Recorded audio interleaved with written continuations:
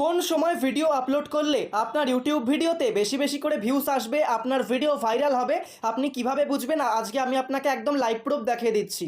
প্রথমেই আপনি আপনার মোবাইলে ইউটিউব স্টুডিও এই অ্যাপটাকে ইনস্টল করে ওপেন করে নেবেন। তারপর নিচে অ্যানালিটিক্স অপশানে ক্লিক করবেন, ওপরে অডিয়েন্স অপশানে ক্লিক করবেন। তারপর দেখতে পাচ্ছেন এরকম একটা কিন্তু ইন্টারফেস আপনার সামনে খুলে যাবে। তারপর একটুখানি আপনি নিচের দিকে আসবেন।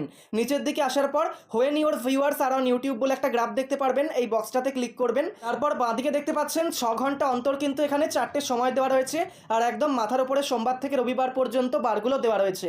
একদম যে সাদা বক্সগুলো দেখতে পাচ্ছেন সেই সময় অনুযায়ী আপনি যদি ভিডিও আপলোড করেন তাহলে কি হবে, সেই সময় কিন্তু ইউটিউবে আপনার অডিয়েন্সরা সব থেকে কম অ্যাক্টিভ থাকে। তাহলে সেই সময় ভিডিও আপলোড করলে আপনার অডিয়েন্সরা দেখবে না, তাহলে ভিউটা কিন্তু অনেক কম আসবে।